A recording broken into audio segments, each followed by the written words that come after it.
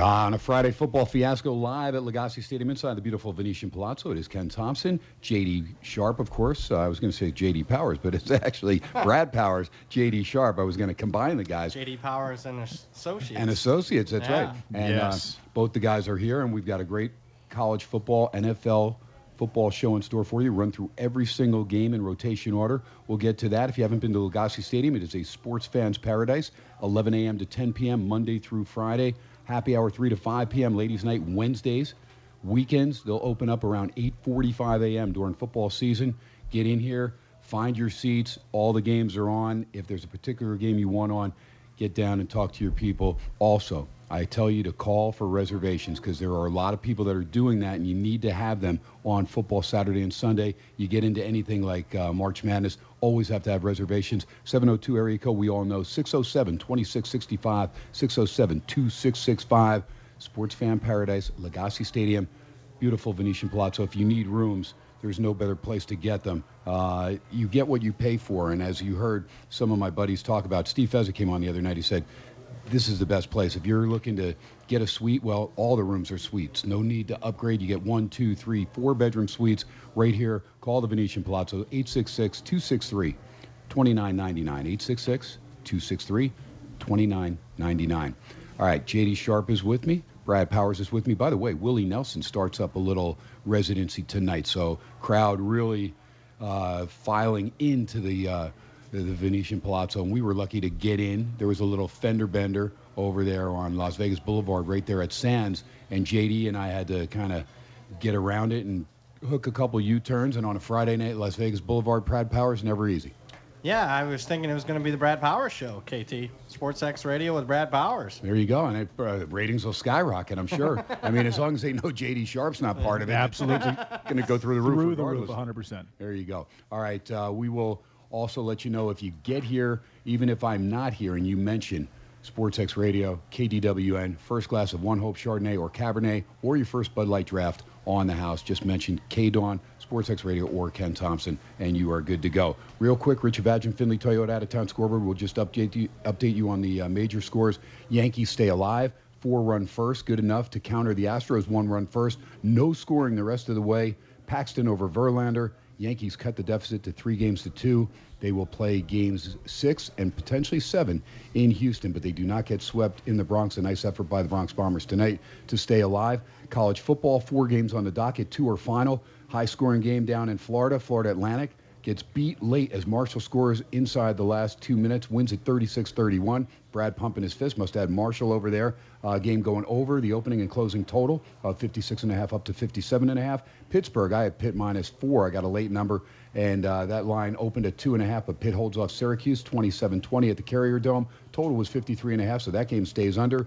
38-3 Ohio State. They've moved to the fourth quarter in Evanston. They lead Northwestern, 12:38 to go. Now that line, I laid 27, and that line right now is sitting at 35, so we'll keep an eye on that. The total in that game, 49.5, sitting at 41 for a while. Fresno State and UNLV, Rebs led 3-0. Fresno 7-3, UNLV 10-7, and Fresno right back leads at 14-10, 10:30 still to go first half, right there at Bulldog Stadium. Panish going against KT in that one. And the NHL will just run it down. 4-0 Anaheim in the second period. 13 minutes to go. They lead Carolina. 2-1 Edmonton, doubling up on Detroit. 7:47 to go in the third period there. 5-4 in overtime. Colorado moves to 6-1. They knock off Florida on the road. Pittsburgh doubles up at home on Dallas, 4-2. 5-2 Washington skates past the Rangers. What else is new? You need money. Lay 2.5 to the Rangers. They're pathetic. They won their first 2 games. That's their quota for the month. 3-2 Blackhawks get past Columbus. That game also in overtime in the Windy City. And we did not forget our pals to the north. We know a lot of you come down here, and a lot of you come to Vegas all the time, so we want to make sure that we make you feel well at home. 27-24, Montreal holds off Toronto. They do not cover. Game stays under the total as the Alouettes get the win over the Argonauts. And right now, tied at 9, Saskatchewan at British Columbia, 1:45 to go in the first half up in BC.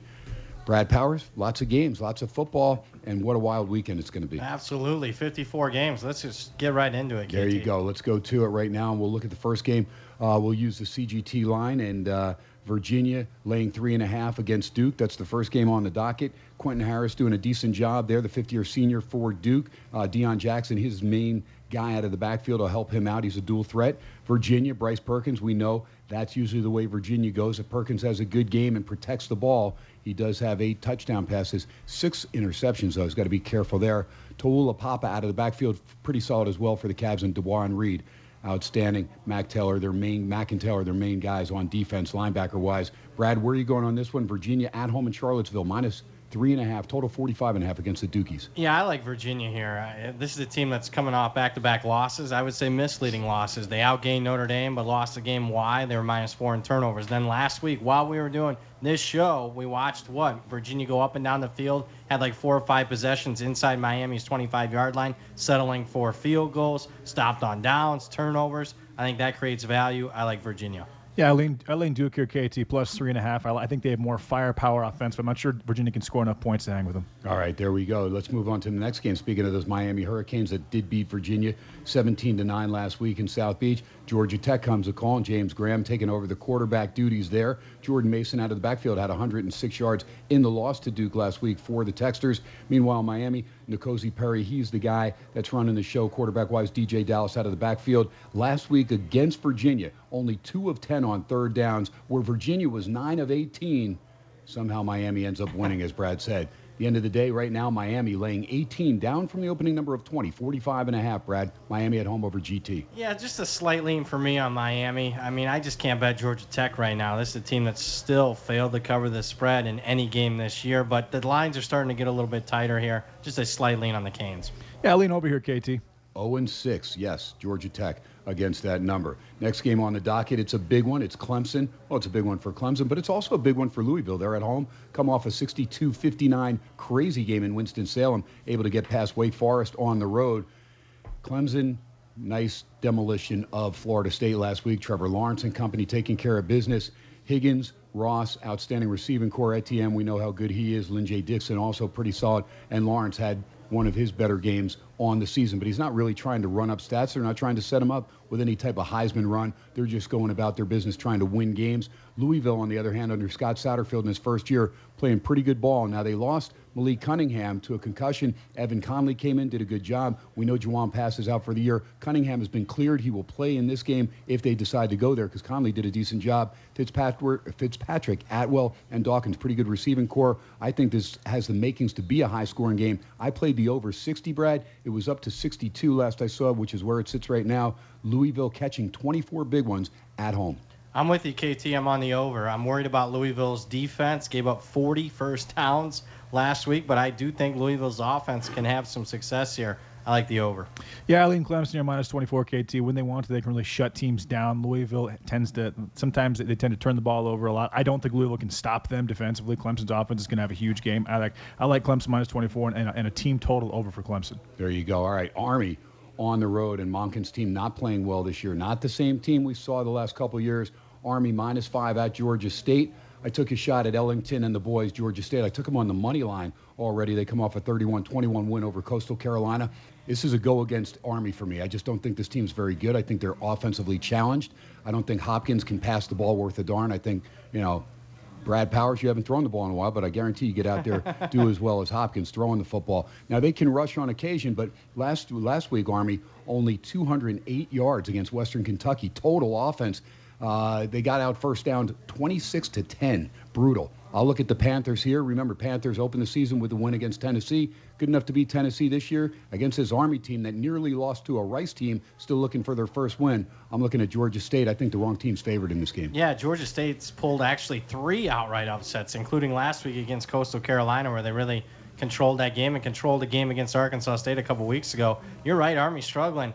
What does that make Michigan fans feel like? Because they probably should have lost to Army, a bad Army team. My goodness. I don't have a play on this one. Yeah, KT, I lean over here. Army gives up a lot. Georgia State is not good against the run. Army can really run the ball. And despite the fact they only ran for 208 last week, I like over. Totals up to 56.5. So Army -5, down from 7, up from 56 to 56.5. Georgia State catching points at home. Buffalo and Akron. Buffalo coming off the bye. Cato Nelson leads an Akron team that is as woeful as can be rushing the football. Team average, this is crazy, under 2 yards per carry. 1.99 as a team. They have 173 attempts, 345 yards rushing. Are you kidding me? Now, Cato Nelson, if you just looked at the quarterback stats, hey, he's got 8 touchdowns, only 3 interceptions, throws for 1270. But when you can't run the football, you could be in a lot of trouble. Buffalo off the bye. Don't know if Myers is going to go their quarterback. He's questionable, but Van Treese has been cleared. He is probable. Patterson and Marks out of the backfield. Pretty solid duo there. I'll look at the Bulls here. Bulls are minus 17.5, 47.5. Like I said, I had Kent last week, Brad, and even though their yardage wasn't extreme, they still ended up pulling away because Akron just can't score. They can't, and I can't back Akron here. It might sound a little square, but, I mean, this is a team that's 0-6 against the spread this year. And let's just look historically. Last 11 years as a home dog, 7-26 against the number. Give me the Bulls. Yeah, no play on this, KT. Total pass. All right. Meanwhile, Indiana will take on Maryland. Now, Maryland will go with Ty Pegram at quarterback again. Last week, he rushed for over 100 yards and a touchdown. He threw for 218, but no touchdowns, 2 interceptions. He is in, of course, because they're missing Josh Jackson. He will not play. Meanwhile, also looking like he's going to miss for Maryland will be McFarland. Now, they have a good back in Javon Leake, but it really takes away some of the depth there. And I think McFarland's the most explosive offensive player that they have. I'll look at Indiana here. Indiana, Penix Jr. doing a nice job. How about last week connecting with Whop Phillier? 10 receptions, 182, and Stevie Scott had 164 yards on the ground. Craziest stat ever. Rutgers, 5 of 13 passing the ball. Langen for 1 yard. How does that happen? Can't even figure that out. But Indiana in this game, they're going to lay 6.5 now. It's gone up. This line continues to climb, total of 59. I think Indiana wins this by 2 scores or more. Yeah, and if you want to bet Indiana, I'd say bet it now because I think the line's going to go to 7. A lot of anti-Maryland sentiment out there, and Indiana's a pretty decent team. Right now, though, I don't think there's a tremendous amount of value on passing. Yeah, I lean Hoosiers here, KT. I think the line hits 7. All right, good. I can't disagree with that. I already played Indiana. Houston and UConn. Houston team going with Clayton Tune, who was a little bit banged up, but he's the new quarterback, of course, with De'Ara King taking the rest of the year off and redshirting. Kyle Porter out of the backfield's done a decent job. Patrick Carr, questionable for this game, also a pretty good running back. Meanwhile, Connecticut loses to Tulane 49-7. Mike Beaudry started, but then Zergiadis got in there, and he had a decent game for UConn a couple games back. He was 4 of 7, 33 yards, 1 touchdown, no picks. That's where they got their only score from. Boy, I just can't touch UConn. Houston minus 22, 57.5. I think Houston probably covers that if they want, Brett. Yeah, if they want, that's the key. But, I mean, UConn, about as bad as it gets. They're number 129 in the country in yards per play differential. No play for me, KT. Yeah, I might lean over here, KT, but Houston should cover the spread. UConn can't really play defense at all. But their quarterback has been relatively decent completing passes. They could possibly stay with this, but I might go over here. All right, we'll keep an eye on this game. It'll be one that I'll be watching because I will have some money on Houston. Florida State, next game, they are at Wake Forest in Winston-Salem. Talked about Wake Forest giving up 62 points in the loss at home, 62-59 to Louisville. In that game, their 2 receivers, former quarterback Kendall Hinton had 13 receptions. Sage Surratt had 12 receptions. So 25 between the 2 guys. 330 yards and 3 touchdowns in that loss to Louisville last week. Jamie Newman got a little bit banged up at the quarterback position, and Sam Hartman came in, did a decent job. Boy, I'll tell you what, it's hard for me to back Florida State at all. Probably one I stay away from because I don't like the way that Wake struggled with Louisville's offense. Wake minus 1.5, 68, Brad. I'd lean Florida State here, and let's talk history. These 2 teams have played 27 times, and this is only the 2nd time Wake's been favored against Florida State. Average line, Florida State an average favorite of 24 points. I know, KT, you're going to say, hey, man, Charlie Ward's not behind center anymore for the Noles, and Bobby Bowden's not walking and roaming the sidelines anymore. But still, I think that's, considerable here. Just a lean, though, on the Noles. It's tough trusting, Willie Taggart and company. I think Taggart's a horrendous coach, but Florida State they just have much better athletes across the board. I like the over here, 68. Coastal Carolina will be traveling to Georgia Southern. Georgia Southern off a bye. They haven't played since the 3rd of October. Coastal Carolina with Bryce Carpenter coming in for Fred Payton last week. So both guys played quarterback-wise. Georgia Southern, how about this?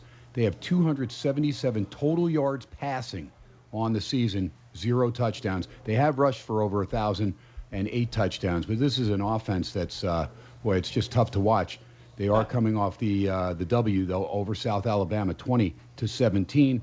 Georgia Southern in this game. They're going to lay 6.5 to Coastal Carolina, 44 the total. Brad, these are games I just can't get involved in. There's too many other good games. Yeah, for those of you that might want to get involved, be wary of the weather. Rain and wind with that tropical depression or storm rolling through Georgia tomorrow. Yeah, total pass, KT. All right, Ohio State on the board again, 45-3 now in the fourth quarter. And meanwhile, it looks like Fresno State about to get in deep in UNLV territory as they get the ball and go down to the UNLV 8. Big game for Coach Tony Sanchez. Got to get a W here off the short week. 5 minutes to go in the first half, and a quarterback keeper by Reyna turns into about a 60-yard gain. So UNLV right now up against it, trailing 14-10, and Fresno knocking on the door again. Next game on the docket we look at is Central Michigan, the Chippewas, as they are traveling to Brad's alma mater. Now, last week Brad gave out the under in Bowling Green. He also gave out Bowling Green. I just wish you would have given me money line because I think they were plus 1,200 or 1,300 somewhere in that neighborhood. Central Mich is minus 10.5, 53.5 against Bowling Green. Brad liked their quarterback, Grant Loy. Last week he threw for 185 and a touchdown. He rushed for another 137, another touchdown. Denley out of the backfield had 100 yards receiving. They beat Toledo 20-7. Brad had said it was the largest roll, I believe, underdog roll. They were at home inside the MAC, I think, in a long time, maybe ever. Ever? Okay, and then Central Michigan, meanwhile, knocked off New Mexico State 42-28. Kobe Lewis and Jonathan Ward, 292 yards on the ground between them and 3 touchdowns, helping out Quentin Dormady, who's back in action at the quarterback position. Central Michigan in the game, 10.5, 53.5, Brad. Yeah, well, just a couple of 40-point covers on the under and Beachy. I'm going to lean with the Falcons again this week. I think that win there, I think most people are thinking, there'll be maybe a letdown after that one. No, I think under a first-year coach, that's a kind of a confidence-building type of win, maybe even a program-changing type of win for Bowling Green, who's really been struggling the last 3-4 years. I lean with the Falcons. Yeah, I lean Bowling Green, KT. There you go. JD, right to the point, man. Fresno State does get the touchdown, 21-10, 4:05 to go in the first half, starting to pull away from UNLV. Rebels just got to do a better job tackling, and 2 really big plays have set up Fresno State with touchdowns. Next game on the docket, we've got East Carolina, ECU, traveling to Orlando to take on Central Florida. Both teams off buys. Dylan Gabriel try and get Central Florida back on track. McCray and Killens out of the backfield, very solid. Gabriel Davis, one of the better receivers in the AAC. Meanwhile, East Carolina, Holton Allers, he's really their guy. He's a dual threat. He's thrown for 6 touchdowns. He's rushed for 3 more. Boy, ECU's offense, tough to watch sometimes. They come off a loss against Temple. In this game, Central Florida, 34-point favorite, up from 33, 63 the total, Brad. Yeah, I'm on East Carolina. I mean, UCF's not playing Connecticut here. I mean, East Carolina's improved this year under their first-year coach. Too many points here. I like East Carolina quite a bit. No, I lean under here, KT. All right, under the total of 63, Brad likes East Carolina plus the 34. Tulsa and Cincinnati, Bearcats playing very well outside of that one blemish against Ohio State. Bearcats under Fickle doing a nice job. They are favored 16.5 points over Tulsa, 47 the total. Zach Smith leading the Golden Hurricane. Remember the tough game they blew against SMU a couple weeks ago. We said, would there be any lingering hangover there? Well, they couldn't stop the option. Navy up and down the field. Navy pulled away in the second half. Niamat Lolo's guys blowing out Tulsa in Tulsa's backyard. Meanwhile, Cincinnati, Des Ridder, I like this guy, and I like Michael Warren III. He can rush that football. I think Cincinnati's the right side here again. Looks like a lot of points early, but I think Cincinnati will be up 14-0 sometime early in that game or right around there. They're laying 16.5, 47 the total, Brad. Yeah, I made it 17, so just a slight lean for me on the Bearcats. Yes, I think Cincinnati wins by about 3 touchdowns, KT. And they are honoring the 2009 team, so Brian Ketley and company are going to be there at halftime. There you go. Seeing the little tidbits right out of the home state of Ohio from our good pal, Brad Powers. By the way, follow JD Sharp. I am Sharp. I am JD Sharp. I am JD Sharp. I am. That's the I, the M, yep. JD Sharp. I'm. Brad He's Powers. Also I am Sharp, too. Right, yeah, like right. That. That's right. There you go. And Brad Powers, it's Brad Powers 7 at SportsX Radio. Follow the show as well. And the archives for this show will be up around midnight Pacific. So if you miss any of the show or you want to go back and see how we did, you can do that. Just bring it up right there, sportsxradio.com. Click on the archives. It'll be there with no commercials. You can go right through that broadcast. Next game has NC State and Boston College from Chestnut Hill. NC State -3, total of 52. NC State off the 16-10 win against Syracuse last week. Now, Matthew McKay didn't play in that game. Bailey Hockman was the quarterback. I did not know if McKay was going to be ready for this game. Brad, maybe you can enlighten me there. BC also, of course, on a backup quarterback with Grossell now playing quarterback because they lost their starter for the year. A.J. Dillon, David Bailey doing a pretty good job out of the backfield for the boys from Chestnut Hill, BC, over 1,000 yards and 8 touchdowns. For NC State, this is a team that, they do their best work in Raleigh. I want to look at BC. I'm not sold on the backup quarterback. Brad, where are you on this one? Yeah, I lean BC. As far as the NC State quarterback situation, I didn't dive into it too much, but from what I've been gathering, they just can't figure out who they want. It's nothing injury-related for the quarterbacks. They just haven't, gotten the production that they wanted. I think the Eagles here, having their own quarterback issues, keep in mind Anthony Brown's out for the season, just a slight lean on BC for me. I lean on to here, KT. All right, so again, that total is 52. NC State favored 3, minus 15. So you can find 2.5s if you like NC State. You can find plus 3s. Lay a little juice if you like Boston College. Go back to the Big Ten, Iowa, a team that disappointed Brad and I. But, of course, if we just listened to Bets Like a Girl Play of the Week, we'd be sitting fat. Boston College was the game we just talked about. So Purdue and Iowa. Iowa last week, of course, losing 17-12 to Penn State. Now they're going to lay 17 and a hook. 48 now. It's actually, I believe, 18, 48 and a half. There's some 17 and a halfs around town. It is a Purdue team that's getting the best from Jack Plummer. Last week he threw for 420 yards and 3 touchdowns.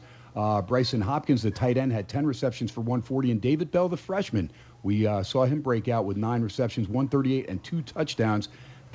Those types of numbers could keep Purdue in this ball game. Nathan Stanley threw for 286, 1 touchdown, 1 interception, but he didn't throw for the 2-point conversion, for the love of God, and that cost us, Brad. Who do you like at Kinnick Stadium? Going to be tough for the crowd, I think, to get into it because they were so hyped up for that big game against Penn State last week and lost. Yeah, I have a slight lean on Purdue. So not only did Plummer have a good game, but what Jeff Brom did was he rearranged his offense. He plugged in 3 new starters on the offensive line, tinkered a little bit, and obviously so far so good. 17.5 is too much. I'll take the Boilers. Yeah, I like my Hawks here. KT minus 17.5. No Rondale Moore, just David Bell. Their running game is basically non-existent. I don't believe they're big enough on the defensive line to match up with Iowa's offensive line. This is a really good matchup for Iowa. I have them winning by about 24. What's the deal with Rondale Moore?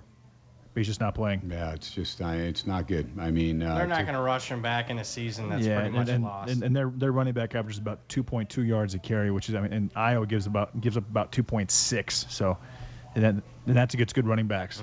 I'm almost to dinner bet on that one. I'll get back to you. Let's roll. I might have to make a wager with my nephew on this one. He graduated Ohio a couple years ago, and Ohio's at home in Athens, minus 7.5, total 63. Kent State comes a calling. I like this Kent State team. Dustin Crum doing a nice job running the show. Come off the 26-3 win against Akron. Will Matthews had a pretty good game as well. Ohio, Nathan Rourke, he's the dual threat. Pretty solid game as well. And there was an O'Shawn Allison sighting last week in the loss to Northern Illinois at home, 39-36. I think Kent State has the potential to go in there and get the outright victory. Oh, wow. I'm going to look at Kent State plus the 7.5, Brad. Yeah, I don't have a play. Ohio's been one of the more disappointing group of 5 schools in the country. They're 1-5 against the number so far. I think Kent State's feeling pretty good about themselves. They're much improved. Yeah, no pick for me, though. I like the over, and I like it a lot. Wow, there you go. Total of 63, 7.5, Ohio, the favorite. Meanwhile, Ohio State has just scored again, I believe, on a long play as they now lead it 51-3, extra point pending with 7:44 to go in the fourth quarter. All right, next game on the docket's got Western Michigan, Eastern Michigan, another one of these directional Michigan State battles. It'll be John Wasink and Levante Bellamy leading the Broncos into Eastern Mich. Mike Glass III, he's the main guy with Jackson Wilson and Sexton out of the backfield doing the damage on the ground. Western Mich opened it up against Miami of Ohio after trailing early, won at 38-16. Eastern Mich not playing great ball. Western Mich on the road, 8.5, 61.5. It's down a point.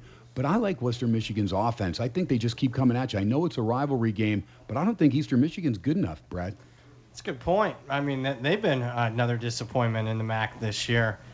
I want to lean with them, though, because they blew a double-digit lead against Ball State last week. Just a slight lean for me on the Eagles.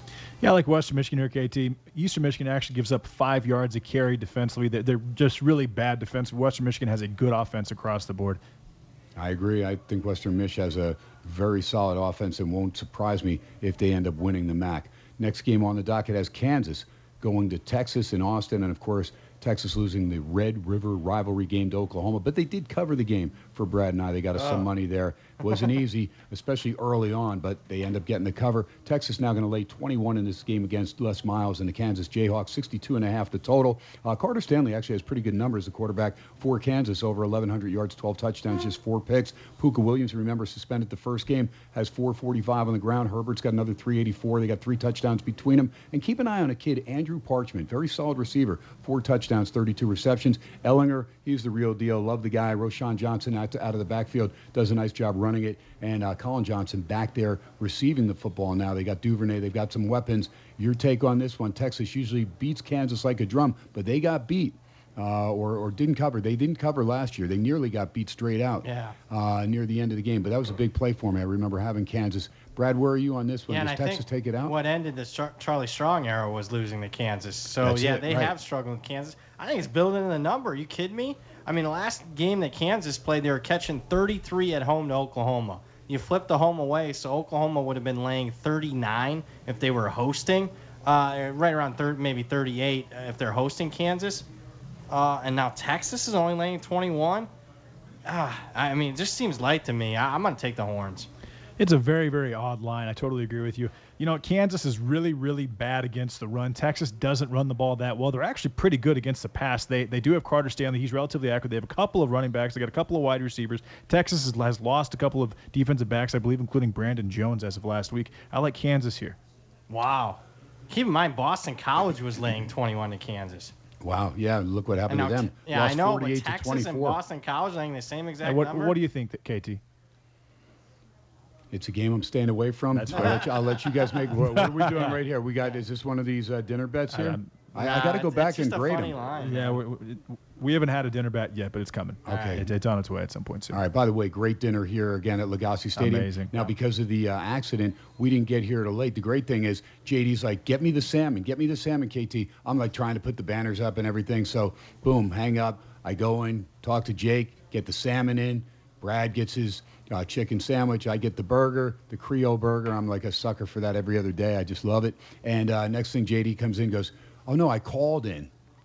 Like he calls in from the traffic accident area, calls in his chicken sandwich. So he tells me to get him salmon. Like, what the heck's going on here? Thank goodness our good pal Ernie McCracken came to visit. This guy's like Santa Claus, the old man. Brings us all types of Raider stuff. In fact, he got some stuff for Larry Ragusa as well for LSU stuff. And just love Ernie McCracken. Ernie, shout out to you, buddy, because I know you'll listen to the archive. One of the more generous guys in the world. All right, Kansas, Texas. It was Texas minus 21, total 62.5. UNLV, by the way, got a touchdown on a long play right before the half.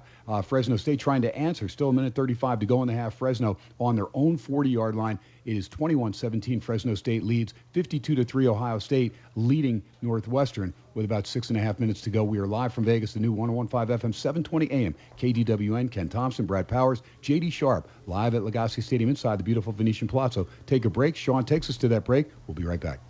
Telling you, watching the Rebs get jobbed over here on a pass interference call with 1:05 to go. Fresno State now inside the Rebel 10-yard line, first and goal, as the Rebels had answered, but now Fresno State trying to answer that answer with a score of their own. 21-17. Fresno State leads it. That's why instead of playing the Rebs, should have just played the over. That's like a girl. Play of the week.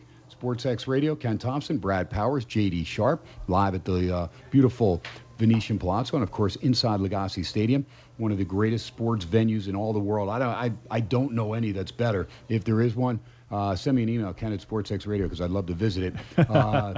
Let's see, we're rolling through the college football. We'll get into the NFL, and we left off on Wisconsin and Illinois. Now, my wife, of course, Christy, hails from Wisconsin, just outside of Madison, and she is at the Bad Company Lynyrd Skynyrd concert tonight.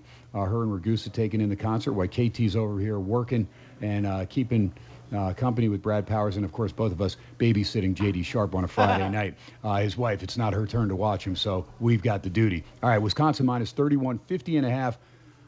I tell you what, I learned my lesson going against the Badgers. I did it again last week, and they just manhandled Michigan State in the second half, pulled away. Jack Cohn, very efficient. Jonathan Taylor, outstanding. The offensive line's ridiculously good. They had 402 yards to Michigan State's 149, 22-7 in first downs.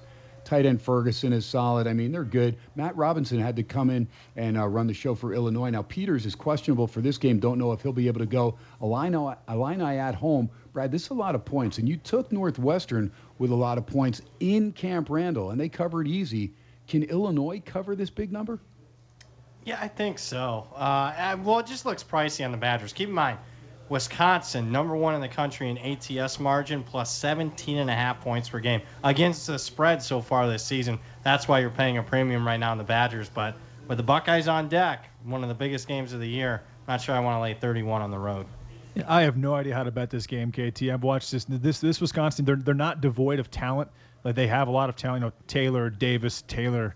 Obviously, Cohen's, these are all 3-4-star guys, but their defense is just playing at a level I've never seen before. They have 4 shutouts in 6 games. You watch them. You watch the coverage mix-ups, the delayed blitzes with Orr and Bond. I mean, it's really impressive to watch. That is Jim Leonard. Jim Leonard is one of the better defensively.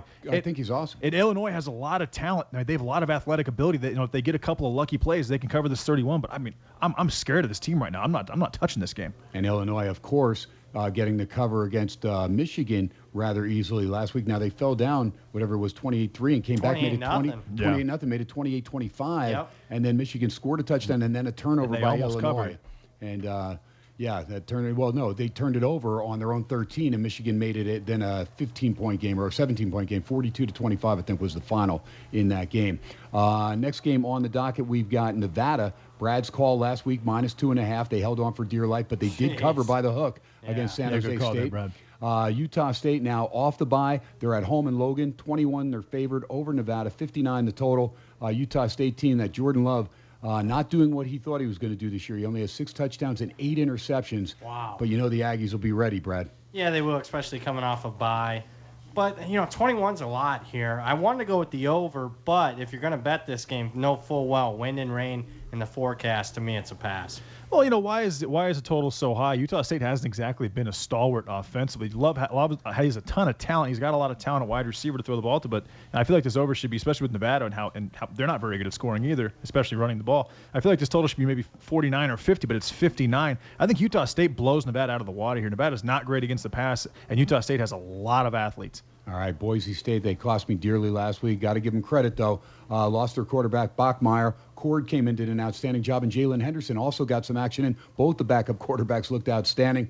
Halani had the big run at the end there when Hawaii had pulled within 15 points and needed to get the stop there off there after the onside kick. Couldn't do it, but 3 fumbles in the first half. They just dug a hole too deep. Hightower, pretty solid. Running the ball and receiving the ball there for Boise State as well. Taking on BYU, Jaron Hall, first African-American to make a start for BYU. He'll be back at it. He's off concussion protocol. He's ready to roll. They're in Provo. Boise State right now, a 7-point favorite, Brad, over BYU, and that line may climb 45.5 the total. Yeah, I think it does probably go to 7. And think about that. USC was laying what at BYU just about a month ago? 4? Yeah, Washington. 4. In BYU was laying what, like 5, 5.5, and now Boise State. I get it, BYU's quarterback's out, but if you're looking to bet the Broncos, just be wary. I think you're paying a little bit of premium if you're looking to fade BYU at this point. So what do you take? I pass. You pass, yeah. Weather a factor in this game too, so maybe under. Is Curtis Weaver playing? Because I believe he got hurt last week. Late in the game. Did not see him on the I'll tell you, I watched that game, and I thought Boise had a lot of problems with Hawaii's wide receivers. BYU has a couple of wide receivers. This new quarterback can do pretty well. But Boise's got, this Hightower kid is probably a top 5 athlete at wide receiver in the country. Holani looked great as a freshman. It's a pass for me, too. I can't touch it. All right. All that talk from both of them, neither one's got to play. Absolutely incredible. Otherwise, they're like 3 lines, and they're done. It's just great. New Mexico at Wyoming up in Laramie. Pokes -18, 48.5 the total there. Now, Shariron Jones was the guy that started for New Mexico in their last game, threw for 89, rushed for 54. But Bryson Carroll against Colorado State last Friday, he rushed for 193 yards and a touchdown. Wyoming's led by Sean Chambers, very solid dual threat. He's only thrown 4 touchdown passes, but he's rushed for 430 yards and 8 more. Wyoming at home, 18, 48.5, Brad. Well, it's going to sound like a broken record. Weather going to play a factor here, like 15 to 20 mile an hour wind, possible rain here. I don't want to lay 18 with Wyoming with that stodgy offense. Give me New Mexico. Yeah, I lay New Mexico here as well. They're really awful throwing the ball, but they're pretty good running the ball. Wyoming's not great against the run, and they really can't throw the ball. I like New Mexico here as well. All right. Meanwhile, Arizona State, they'll be at Utah. 45% chance of rain in Salt Lake. This game will kick off at 3 o'clock Pacific. Utah, 13.5-point favorite. Now, this line has fluctuated between 13 and 14. You could probably find 14 if you like the doubles. 13.5 if you like the Utes. 46.5 the total. Huntley, very solid. Got Moss back last week. Had 5 carries, 121 yards, 2 touchdowns, including a 91-yarder. Have Wilmore, Brumfield, Green, all solid out of the backfield. Bradley and I leads that solid defensive line there for the Utes, and this is where I think they're going to win the football game, is in the trenches. I know Arizona State beat Michigan State on the road, and Jaden Daniels pretty good. He's got Ayuk, a very solid receiver. I'm not sold on Eno Benjamin being a guy that's going to be able to penetrate that Utah defense. I saw what they did to Southern Cal's running game. It was non-existent. USC was able to throw the ball, and I don't think Daniels has the receiving core like USC has to get that ball out, so I'll have to rely on Ayuk and Kyle Williams, but I don't think that's enough. I think the Utes are going to roll. Oh, wow. I'm on Arizona State here. Herm Edwards has never lost by this point spread at Arizona State. In fact, he's only lost one time by more than 7 points, and it was to 11 right here in Vegas in the Las Vegas Bowl to Fresno State. Yeah, give me the Sun Devils. They always play close games, KT. You know, I lean under here, KT. You've got two really, really good rush defenses. Both average less than 2.5, or their opponents average less than 2.5 yards a carry. Huntley's actually 75% through the air in the year, by the way, which is completely crazy. And Daniels is a freshman. He's going to have some problems there. It's a tough line for me to handicap, but I would lean under here. All right, UNLV drives all the way down and turns the ball over on downs at the 14-yard line of Fresno. They've gone to the half, 28-17. Fresno State leads UNLV at the half up there at Bulldog Stadium. Toledo and Ball State. Toledo took it on the chin against Bowling Green. Talked about that earlier. Now they're going to catch 2.5 against Ball State. 57.5 the total. Drew Pitt's done a nice job for the Cardinals. And Caleb Huntley out of the backfield had 152 yards last week. Justin Hall had 11 receptions, 109 and a touchdown. Toledo missing a couple field goals. Wadani is there. Kovac out of the backfield's got to do some work. It is Toledo right now getting 2.5 against Ball State. Brad, this is a line that probably looked like Toledo a touchdown at least going into the game at the beginning of the year. Oh, yeah, at least. Ball State's improved. Toledo obviously off that big outright upset loss. And I'll tell you, the line move, because Toledo was favored by 1.5 earlier in the week, tells me that Guadagni's not going to be 100% in this game. So because of that, I'd lean Ball State. Yeah, total pass, KT. Northern Illinois, Miami of Ohio. Redhawks at home, catching 2.5 from the boys from DeKalb. Ross Bowers actually had his best game as far as yardage-wise, 338 yards passing in the win at Athens against Ohio, 39-36. Trey Harbison, 113 yards and 3 touchdowns on the ground. Northern Illinois now a road favorite at Miami of Ohio by 2.5. Brett Gabbert's got to get it together. He had 3 interceptions last week in that loss to Western Michigan. Brad, what about it? Just a slight lean on Miami, Ohio for me because of that misleading final from a week ago where it was all about the turnovers for Miami. Yeah, I'll lean under here, KT. Two teams that really can't score very well. 48.5 the total. Oregon State and Cal. Oregon State got thumped last week by Utah, 52-7. Jake Luton struggled. Artavis Pierce, 10 carries, 21 yards. Are you kidding me? Really missed Jefferson out of the backfield as well. Meanwhile, Cal, Devon Monster is the quarterback now. Chris Brown and Danzy out of the backfield, pretty good. Evan Weaver, 84 tackles, leading the nation, I believe, as far as that goes for Cal. And DeRuiter doing a nice job with that Bear defense. It is Cal, -11, 51 the total from Berkeley, Brad. Just a slight lean on Oregon State. I think the market's kind of throwing them in the trash after that blowout loss against Utah last week.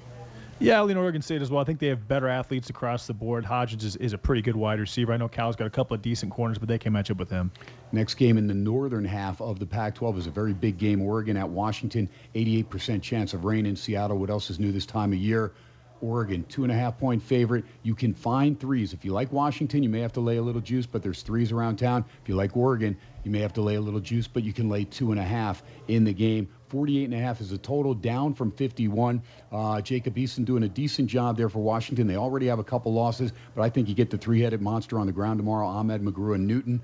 Fuller doing a pretty good job receiving the ball, and Hunter Bryant, one of the better tight ends in the Pac-12. Meanwhile, Oregon, Herbert doing an outstanding job, but it's really the Oregon defense that's really come of age. Troy Dye, solid linebacker. They've got some other players that are making big plays, but they did lose their tight end, Jacob Breland. That is a major loss. He's their leading receiver as far as touchdowns, and he's the favorite target of Herbert.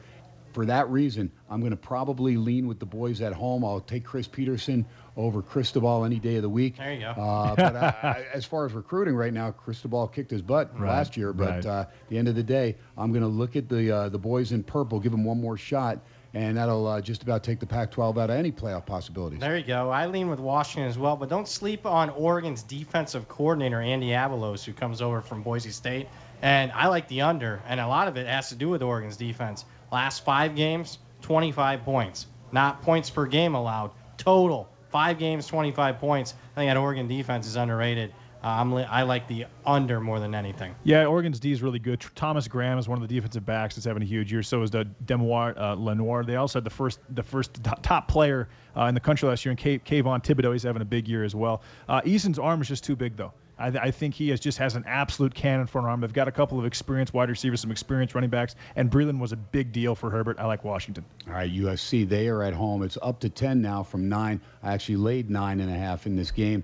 Total is 67. Slovisel quarterback, Malepeai is out, but that's okay because Marquise Stepp has stepped up nicely. Last week he had a nice game on the ground. Amon-Ra St. Brown also 8 receptions, 112 and a touchdown against Notre Dame, where his older brother played. Arizona, Khalil Tate, sacked 4 times in the loss to Washington. They got pummeled in the second half. J.J. Taylor, a decent game on the ground, 89 yards and a touchdown.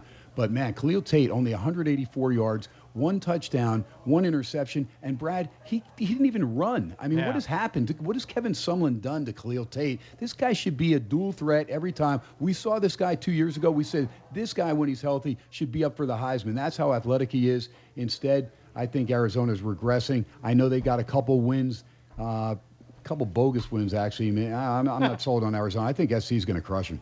Yeah, I lean SC here. I mean, they showed me a lot, KT. Let's face it. How confident were you in your Trojans when it was 20-3 early in the second half last week? Well, I wasn't, if I was not going to get any calls in South Bend, which they didn't get any calls. Yeah. I mean, remember the sack of Ian Book, another one of those perfect sacks, and they get called for roughing the passer. Just brutal. KT, I promise you that Notre Dame got a few calls go against them in the Coliseum back in the day. Back in the day? Yeah, no back in the day. way. Yeah, but you were down by 30. Did it matter? Are you kidding me? Come on, man. Are you talking about Brady Quinn? No, I'm talking about 1978, Joe Montana. I mean, they absolutely a fake fumble. I think McDonald was the quarterback. Nobody thought Montana was going to be worth the crap then, so we didn't give him the calls like he gets in San Francisco. Come on. Arizona, they live and die with Tate. Tate, to me, he looked uninterested in the second half of that Washington game, to be honest with you. They kind of mailed it in. I would USC would be my top play of the week, but they have Elijah Griffin, who is out, and Isaac Taylor Stewart, those are 2 very good cornerbacks. But Slovis is very accurate. They've got the wide receivers. I think they win this game by 14 plus. Somebody that knows when somebody looks uninterested, just as JD usually does when his wife's talking to him. That's why he's always in the doghouse, and we got to bail him out on a Friday night. Next game on the docket, we've got Colorado at Washington State up in Wazoo. Mike Leach's boys minus a baker's dozen, total of 70. Hey, Anthony Gordon, how can you throw for 466, 3 touchdowns, no picks, and still lose a game? Well, they did down the stretch in Tempe last week. Winston Jr. and Patman, 20 receptions between them, 215 and 2 touchdowns. Now they get a shot at Steven Montez. If they could get the same guy that got drubbed by Oregon last week, threw 4 interceptions, no touchdowns. Chenalta's back, but, boy, Colorado's going backwards. Either that or Oregon's D is that good and really made Colorado look pedestrian. Wazoo minus 13, total of 70. Up into Palouse. This could be a breakout game for Wazoo. Otherwise, it's same old story. I'm gonna think Leach's boy's gonna get it done. Yeah, I just can't trust him right now. I think there's a lot of turmoil with that. Can you trust Montez? I can't trust either team. That's why it's a pass for me. Yeah, I can trust both offenses. I'm on the over. But I thought we could trust Colorado last week too, right? Yeah, but they've maybe Oregon's defense. I mean, Washington State's cornerbacks are nowhere near Thomas Graham and Lenoir. You got Chenault. Brown. They've got a couple of good wide receivers. I like the over here. All right, let's move on to the SEC. We've got a few minutes here. How about a big one as Florida is traveling to South Carolina. Gamecocks will have Ryan Helinski back. They come off the monumental win in between the hedges over Georgia. Now, they did lose defensive lineman DJ Wanham. He's out for the year. That's a big blow. Puts more pressure on Kinlaw and company to make plays. Also, Brian Edwards still questionable with an ankle injury. I think he goes. Shi Smith's pretty good as well. For Florida, Kyle Trask stepped up nicely down there in Baton Rouge. And a 14-point loss. Probably should have covered that number. I mean, had 2 chances at the end, ended the game at the 2-yard line, and had another interception in the end zone. Tight end Pitts pretty good game. Jefferson as well. They've got Swain. They've got Grimes. Got a solid linebacking core. I'm looking at Florida in this game. Now, they didn't have any sacks on Joe Burrow. They better get some pressure on Helinski because I like this kid. I think he's pretty solid as far as maturation. I think he's a very cerebral quarterback. Yeah, but is he 100%? I mean, because I watched the Georgia game, KT. I know your question whether or not I watched it. Remember you watched parts of it. All right. But, I mean, you looked at Helinski on the sidelines. You thought he tore his ACL. I mean, the way he was limping around. So, to me, I mean, I'm no doctor, but I'm not sure that he's going to be 100% here. And I just think if Florida has their head on straight, I mean, to me, this should be a double-digit win. Yeah, I like the under here, KT. Helinski's hurt. Trask is fine. South Carolina's corners actually looked really, really good against Georgia. The one guy had 3 interceptions. They've still got J.C. Horn. I like the under. All right, and that total is 46 from Columbia. Kentucky and Georgia be the last one that we get in before the break. 24.5. Boy, that number looks familiar. Georgia laid that to South Carolina. Didn't cover it, lost outright. Now they're going to lay it to Mark Stoops in Kentucky. 45.5. Different team, though. Lynn Bowden now running that show for Kentucky quarterback-wise. Rose out of the backfield. I mean, they don't have much offense. I think Georgia could bury this team. Look, Stoops has, done a decent job over the years, but this may be the weakest offense that he's had. And I thought that coming in with Terry Wilson, but they'd be better off with Wilson running the show. I'm looking for Fromm and the guys to try and get back into good graces just in case they are a one-loss team and they have a shot at the playoff. I think Georgia's going to roll by 30. I agree, KT. And Lynn Bowden's a converted wide receiver, and they just ran him last week. He got 200 yards, but now the problem is after that success against Arkansas, now you got tape, you got film. I mean, he's got to be able to throw the ball against Georgia. They're just going to stack the line of scrimmage. I like the Bulldogs here. Yeah, no one has ran against Georgia all year long, and that's not going to change. Georgia's going to blast these guys. They could win. They could win by 40 points. I love Georgia here, and you're right. Lynn Bowden cannot throw the ball. He can run the ball. Georgia, they still are Georgia. They still have a ton of athletes across the board, offensively and defensively, and they're pissed off. I love Georgia here. All right, Bowden did throw for 78 yards and a touchdown. He rushed 24 times for 196 and 2 touchdowns last week. That's going to do it for hour number 1. Ken Thomson, Brad Powers, J.D. Sharp. We are live from Vegas, the new 101.5 FM, 720 AM, KDWN, live at LaGasse Stadium, live in beautiful Venetian Palazzo, SportsX Radio on a Friday football fiasco. We take a break. We come back. We finish up the college and the NFL live from Vegas. We'll be right back. Yes, a Friday football fiasco, hour number 2. Ken Thomson, Brad Powers, J.D. Sharp, live from Vegas, live at beautiful LaGasse Stadium inside the Venetian Palazzo. We're rolling through on KDWN. You can listen to the show Monday through Friday, 8 to 10 p.m. live in Las Vegas on the new 101.5 FM, 720 AM, KDWN. And on a Friday football fiasco, we pick it up with TCU coming off a bye. Kansas State also coming off a bye. K-State at home in the Little Apple with Skylar Thompson running the show. James Gilbert out of the backfield. They're going to try and get some offense going. TCU comes off the blowout loss in Ames, Iowa, 49-24. Darius Anderson out of the backfield trying to do some damage. Dug in the quarterback. Got to get things rolling to get that TCU Horned Frog offense back into the likings of Gary Patterson. They're laying 3.5 on the road, 45 the total, Brad. I know a lot of people aren't going to agree with me, but I'm going to lean Kansas State here. Even though statistically speaking, TCU is the far superior team, I'll take the hook here with the home dog. I did some research, and punting is going to be a massive, massive thing in this game. And Kansas State's punter actually averages 8 yards more than TCU's, which is going to play a big deal. I like the under here, 44. There's not going to be a lot of points in this game.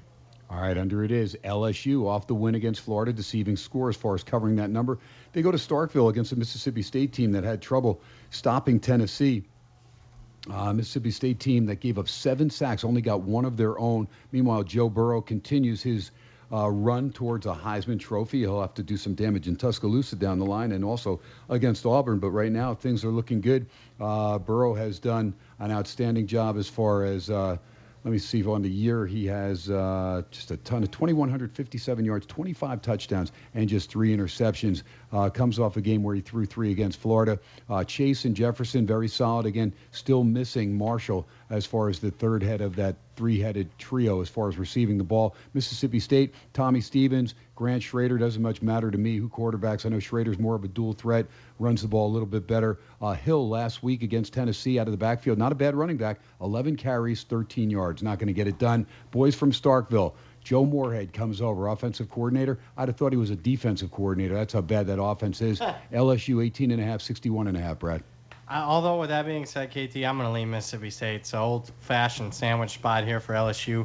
Off the Florida game, Auburn's on deck. I'll lean with the Bulldogs. Yeah, I lean under here, 61.5 KT. Derrick Stingley, the freshman cornerback from LSU, might actually be the best cornerback in the country right now. He's got 3 picks, nine passes defended. Okudah from the Buckeyes is pretty good. Yeah, Okudah's very good too. Okay, we'll say he's top 2 or 3, but he's having a giant year for a freshman. I think there's gonna be a lot of defense in this game. All right, Tennessee. Speaking of those Vols, they're going to be in Bama, catching 34.5, total of 61. Guarantano back at quarterback. Maurer got dinged up a little bit, but wasn't really moving the ball anyway. Had 2 interceptions. Chandler and Jordan not bad on the ground last week, 122 yards and a touch. Juwan Jennings needs to do a little bit more than 3 receptions for 17 yards, but I don't think he'll be able to do it.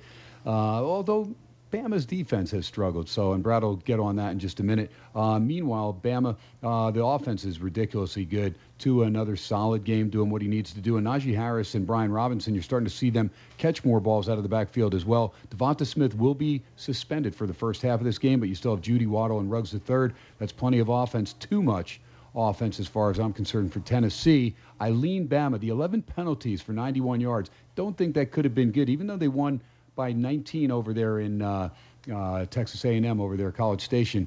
I'm sure Saban still had something to whine about, and it was probably those penalties, Brad. Yeah, and I mean, Alabama has really owned Tennessee since Saban got there. He's never lost to Tennessee. He's 12-0 straight up, 9-3 against the spread. And you just look at the margin of victory the last 3 years: 39, 38, 37 points. You know what? I leaned Tennessee earlier. I'm going to lean with Alabama now. Whoa. I think this line is way too high. I'm going to buy it up to 35.5. I think I could see maybe losing by 33, 34. But Tennessee actually is pretty decent against the pass. They have plenty of good athletes. Garantano's relatively accurate. They have 3 or 4 good wide receivers, 2 running backs. I think this is too many points. I like Tennessee here. All right, Tennessee it is, plus 34.5, 61 the total. Southern Miss comes off a nice home win. They're going to go down to Ruston, Louisiana, take on La Tech and Jamar Smith and company. Henderson out of the backfield, pretty solid game last week in the rout over UMass, 69-21 for the Bulldogs. Meanwhile, Southern Miss, Golden Eagles, Jack Abraham had a nice game as well, 421, 3 touchdowns. To Michael Harris, 103 and 2 touchdowns on the ground. And Quez Watkins, you can tell he's back in form, 8 receptions, 198, and a touchdown in the 18-point win over North Texas. Southern Miss on the road, minus 258. I think Southern Miss is solid, but it's tough to go against La Tech at home, Brad. Yeah, I'm all over La Tech here. Give me the 2 points. I just think La Tech off a bye, and UMass has really circled this game, especially after losing a couple of heartbreakers to Southern Miss the last couple of years. I like the Bulldogs. Yeah, I lean over here, KT 57. I feel like this total should be 65, 66. That's a good pick. All right, there you go. Meanwhile, ODU and UAB continues to keep on trucking. Minus 17, 42 at home. Boy, Stone Smart got replaced last week by DeWeaver. I think that may stay this week. UAB, Tyler Johnston continues to excel. Watkins and Parham, pretty solid as well.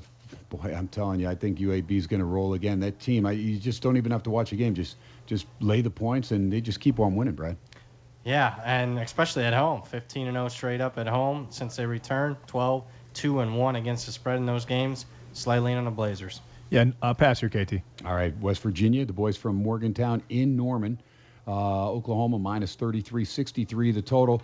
Oklahoma, to me, looked like they could have blown Texas out. I felt fortunate to get that cover and to stay in that game in the first several minutes. Oklahoma had 9 sacks. Texas didn't have any. 467 to 310 as far as yardage. Kennedy Brooks, you got Sermon, you got Stevenson, Jalen Hurts, to me, going to try and rebound from a game where, he coughed it up a little bit. They did get the win, but, he may have lost a little luster as far as his Heisman run. CeeDee Lamb, I was talking with Brad, is this guy sprayed full of Pam or whatever it is, some type of slick silicone or whatever, because nobody could tackle him for Texas. He had 10 receptions, 171 and 3 touchdowns. Calcaterra still out the tight end, but I think Oklahoma, I know it's a big number. I see them up by 30 by halftime. 30 at halftime. I'll take that man. bet. I'll take West Virginia plus 30. I'll tell you what, out of the goodness of my heart, I'll take West Virginia plus 28. Will you? Well, you're such a good guy, man. That's awesome, man. Well, give me a couple points. Yeah, there you go. All right. I lean West Virginia. You're he's rubbing off on you. That's not a good thing. I lean under here, KT. Leaning under, and that total is 63. Oklahoma's got a very, very much improved defense. West Virginia's defense against the pass is extremely good as well. Yeah, I like the under here. All right. Meanwhile, we've got Baylor and Oklahoma State. It's a big game from Stillwater. The boys under Gundy off a bye. Spencer Sanders and company coming off a loss where Sanders, 5 turnovers. Chuba Hubbard, outstanding, almost 1,100 yards, 13 on the ground. Wallace, excellent receiver. Now, Stoner's pretty good receiver as well, but he has no touchdowns. Wallace has 7 already. Agbagbamiga, very solid linebacker, leads the defense for the Pokes. But Baylor, they just keep on winning under Matt Rule. Charlie Brewer gets away with 3 interceptions last week. They got a gift call. They found a way to get it done in overtime, beat Texas Tech. I feel for those that had the under in that game, 6-3, like third quarter action, early third quarter, just miserable beat there. Now, Jet Duffy really lit up Baylor, offensively last week, 31 of 42, 361 yards. So I think Oklahoma State may be able to move the ball pretty good. And a couple key losses for Baylor. Clay Johnston, their middle linebacker, is out for the year. That's 58 huge. tackles. Nobody else on the team has more than 30. And then Connor Galvin, their left tackle, is out as well. I'll probably look at the Pokes here, Brad. I'm not probably looking at the Pokes. I don't say this often, but this is like game of the year material for me. I love Oklahoma State. There's so many parts of the handicap I love. I love the situational spot, them coming off a bye, off a misleading win where they're -5 in turnovers against Texas Tech. You got Baylor, that you mentioned it, an injury that's not getting priced into the market appropriately. Baylor's played a very weak schedule, and Baylor's been fortunate in a couple games to win. They've won a couple coin flip games. Love Oklahoma State. This was actually my play of the week before Brad just said that I like Oklahoma State a lot. They've so much firepower offensively. Losing Clay Johnson is a huge deal. He was their leading tackle by, 24 tackles? I mean, yeah, he had 58 tackles, 30 of them solo. The next closest guy had 30 total. So the guy coming in is going to be completely inferior compared to him. Oklahoma State could win this game by 10+. They're definitely winning the game, but I think they win by at least a touchdown. I'll be happy if they win by 5, KT. I know you said that. Now, keep in mind, Baylor still has James Lynch. He's got 8.5 sacks, like Young for Ohio State. Pretty solid there, but we'll see if the Pokes can get it done off the bye. Auburn and Arkansas next game with Bo Nix. A quarterback, I'm telling you, if they'd have gone to Joey Gatewood, in the loss, that they had. Florida. Yeah, that game where he threw 3 interceptions. I mean, I think they could have done well if he would have ran the ball. 3 bad interceptions. Right, and the one in the end zone was crucial. Now, they are missing Boobie Whitlow. He's out, so that'll put some pressure on Cam Martin to get the ball back and try and get things moving. Still have Williams, Stove, and Hastings receiving the ball, but Nix has trouble getting it to the guys in his shirts. I think he was very overrated after that comeback against Oregon. Rakeem Boyd's running the ball really well for Arkansas. We'll see if it's Starkel or Hicks. They've both been playing. Starkel, when he struggles, Hicks gets in there. I thought Hicks moved the ball really well against Texas A&M when Arkansas played there. So he'd be my guy if I was Chad Morris. But in the game, Arkansas is catching 19.5 at home against Auburn, 55 the total. And I like Arkansas. Yeah, 19.5 is too much for me, even though Auburn's coming off a bye here. I think Arkansas has gotten a little bit of momentum. It doesn't show in the win-loss column, but they got a couple of covers the last couple weeks.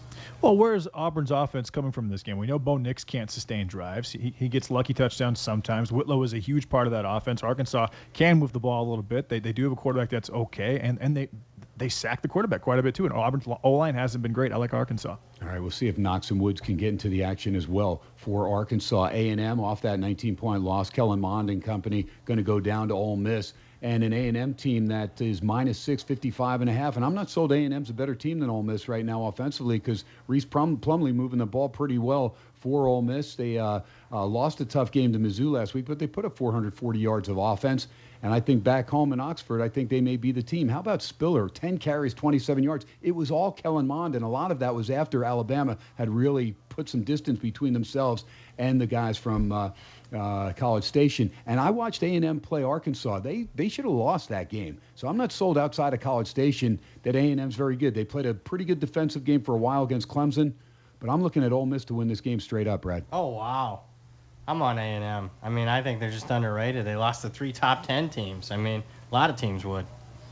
Yeah, and Mond's 12 touchdowns, 4 interceptions, 64%. Coral's not exactly an accurate quarterback. They have a lot of weapons, too, on A&M. I like the under here along with Texas A&M. Ole Miss has just played Plumlee. I don't think Coral's going to play. I don't think Coral's going to quarterback. Sorry, Plumlee. Well, because Coral did play. He threw for 133, no touchdowns, but Plumlee threw for 193 and 2 and ran for 103 and 2 more. Yep. So that was pretty. Actually, he ran for 143 and 2. He threw for 103 and 2. So 4 touchdowns he accounted for last week. Tulane and Memphis should be a good game. Tulane's only lost to Auburn at Auburn by 18, 24-6. Justin McMillan, pretty solid dual threat. Going to Memphis, it's going to be a fun game because Brady White's got that offense moving, and Kenneth Gainwell is outstanding. He had 106 rushing last week and 8 receptions for 98 receiving. I think this is going to be good. Memphis this morning coming off the 2-point loss to Temple. Tulane, of course, easy blowout win over UConn. In this game, let's see, the line has Tulane catching 3.5 at Memphis. Line down 2 points, Brad. Yeah, it's down. Now it's down too much. I lean with the home team, Memphis, here. Total pass, KT. North Carolina, Virginia Tech. North Carolina minus 3.5, 57 the total. Sam Howell and company looking to go into Blacksburg, get a victory. Hendon Hooker got the start last week against Rhode Island. Now, they win the game 34-17. They needed a 10-0 fourth quarter to get it done by 17. Hooker, though, played well. His first real action, has 6 touchdowns now, no picks, 453 yards passing. We remember he got in that one game and fumbled a couple times. Vodtech catching 3.5 from North Carolina. I like North Carolina as a team, but I'm going to stay away and see how this one plays out, Brad. Yeah, I agree with that. I don't want to lay the 3 in the hook on the road here, even though North Carolina's coming off a bye. Pass for me. I lean UNC here. They have more offense than Vodtech. Vodtech just isn't great defensively. I mean, they beat Rhode Island by 17 points. They beat a bad Miami team by 7. I like UNC. All right, Pacheco, really the only offense Rutgers has out of the backfield. I talked about Langen last week, 5 of 13 for 1 yard passing. One of the most mind-boggling stats of all times. Tanner Morgan leads Minnesota, and Minnesota finally has all 3 running backs healthy. Last week, Smith, 139 on the ground and a touchdown. Brooks, 99 on the ground. Ibrahim, 15 carries, 84 yards, and 3 touchdowns. 3-headed monster working. Tyler Johnson, pretty good receiver. Tanner Morgan takes care of the ball. I think Minnesota is going to run it up on Rutgers. Look, they have nothing. Blackshear's out for the year. They just have nothing. It's Ash's swan song, but I think Minnesota's probably going to win by 30+. I don't want to lay that many on the road, 28.5, 47.5 is the total. But if I were going to play it, I'd probably play Minnesota, Brad. Wow, because this is the largest Big Ten favorite roll for Minnesota since 1982. But could you play against PJ Fleck's team right now with those 3 running backs? Each one of those guys. Not just those running backs, those wide receivers, Bateman, Johnson, They won't even Bell. have to throw the ball. They won't even have to throw it. They're just going to hand it off. I'm not playing Rutgers. Exactly. I mean, it's Minnesota or nothing. And you're right, KT. They could name the score, and they've actually got a lot of talent defensively. They got Antoine Winfield's kid, Antoine Winfield Jr., who's having a pretty good year. I like Minnesota here. This is a legit team. And I think Maryland's on deck for this Minnesota team. They're going to be 8-0 when they host Penn State in a few weeks. Wow, that's huge. Meanwhile, Iowa State goes to Texas Tech. This should be a good one because Jet Duffy has it down now and is really airing that ball out nicely. They had to win against Okie State, and they got jobbed at Baylor. Like the way they're playing right now. Iowa State's laying 7.5, 57. And I like Purdy, and I know they've got some players, but at the end of the day, I'm going to take Jet Duffy. Better than a touchdown to get the ball out to T.J. Vasher and company. Won't shock me if Texas Tech beats them. I'm with you, KT. Not on the outright, but I think 7.5 is just too much at home for a Texas Tech team that's really starting to show themselves the last couple weeks. Well, I mean, Baylor beat them. Baylor beat Iowa State at home, right? And Texas Tech should have beat Baylor in Waco last week. So there you go. I'm just saying they have a chance. Won't shock me if they beat them, but 7.5 looks good. I lean over here, KT. You're going to lean over 57, Brad Powers. Yeah. South Florida and Navy. 15 is the line right now. With Jordan McCloud running that Bulls offense, they beat BYU. Cronkite running the ball pretty well on the ground, but it's all about Jordan McCloud. Navy, on the other hand, Malcolm Perry's having a great year. 12 touchdowns on the ground, 3 touchdowns, no interceptions via the airwaves. We talked about the route by 28 at Tulsa. Nelson Smith has 6 touchdowns on the ground as well. Niamat Loho's boys could probably cover 15, but South Florida has a little giddy up in their step with McCloud quarterbacking. I'll stay away right now. I'll look at it. I want to take the middies. I'll respect South Florida for a little bit. Yeah, I think 15's too many here. It's starting to get pricey for Navy, who has been really good against the spread this year. They are plus 15.8 points per game against the spread so far this season. I'll lean over here, KT. There you go. Niamat Loho's guys, though, they do run the ball. Remember, South Florida, well, they couldn't stop Wisconsin, but there is a big differential as far as weight on the offensive linemen for Wisconsin compared to the midi guys that have to run those laps all the time when they get up for old Reveille. UL Monroe and App State. Zach Thomas leads App State. Mountaineers pretty solid. Love Demetrius Taylor, one of the better defensive ends, also in the Sun Belt. Meanwhile, ULM got a late score to cover against Texas State, 24-14. Caleb Evans, the dual threat there for the Warhawks. I was trying to think. The Warhawks there for UL Monroe. App State's going to lay 15.5, 66 the total. I think I'll stay away from this one, Brad. I like App State a lot, but Monroe's a pesky team. Yeah, I'm on App State here. The number looks a little short, especially compared to my power ratings, but I also like the under here. Weather could play a factor. And it's kind of maybe a lackadaisical type of game for an App State team that can control the clock. Certainly did in their last game against UL Lafayette. Total pass here, KT. Evans on the ground, also 9 touchdowns for the Mountaineers, who are home in Boone, North Carolina. Mizzou and Vandy, Kelly Bryant leading the way. The Clemson transfer hands the ball off to Larry Roundtree, who's got 7 touchdowns on the ground. Bryant's thrown for 12. They'll take on Vandy, who comes off getting pummeled by UNLV at home in Nashville. Riley Neal not looking good. Keyshawn Vaughn really their own offense in that game. I can't touch Vanderbilt. Missouri's laying 21, 56 the total. I think Mizzou covers this game easy. Really? Yeah, well, I mean, Vandy's not that good. Georgia played here and was laying 21 at Vanderbilt. LSU played here, was laying I think 23, 24, got bet up. I think it opened at 21. And now you got Missouri laying 21, KT. I don't disagree with you. Vandy's 0-6 against the spread. I mean, they're terrible, but I think you're paying a premium if you're looking to bet the Tigers. No, I agree with that. I think that it's Missouri or nothing. I don't think there's a lot of points scored in this game. Missouri's really good on both sides of the ball. Vanderbilt can't really throw. They can kind of run. I think Missouri and the under are a good play here. All right. Meanwhile, UNLV got a field goal, but Fresno on the move right now. 7:25 to go, third quarter, 28-20.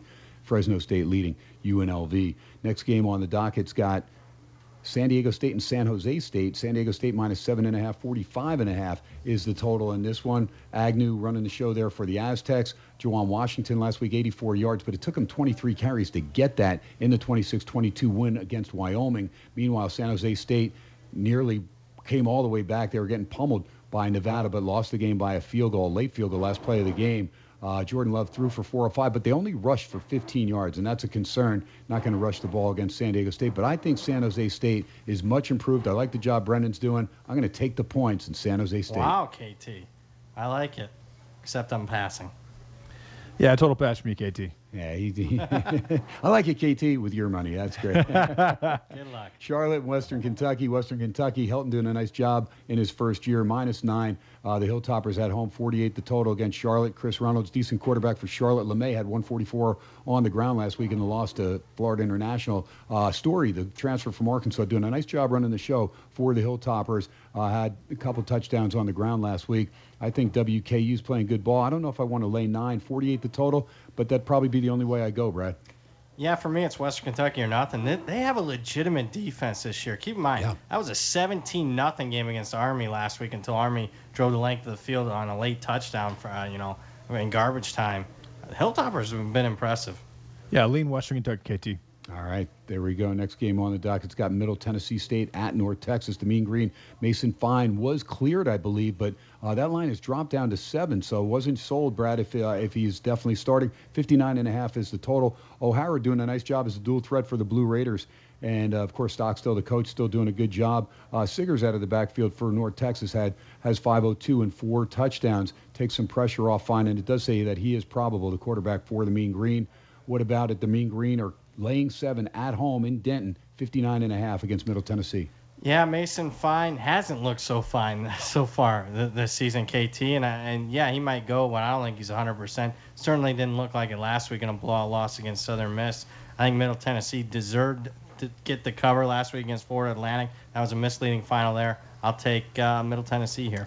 I like Middle Tennessee State to win this game. Wow. North Texas is not good defensively. Middle Tennessee's offense matches up really well with North Texas defense. You're right, Fine hasn't looked like he usually looks. I think Mid Tennessee State's a great play tomorrow, especially with the spread. All right, Rice and Texas San Antonio. The Owls on the road, -5, 42.5 against the Roadrunners. Narcisse, the quarterback there for UTSA. They come off a home loss against UAB, 33-14. Rice off the bye. Green and Stewart have both quarterbacked. Trammell has rushed the ball pretty well.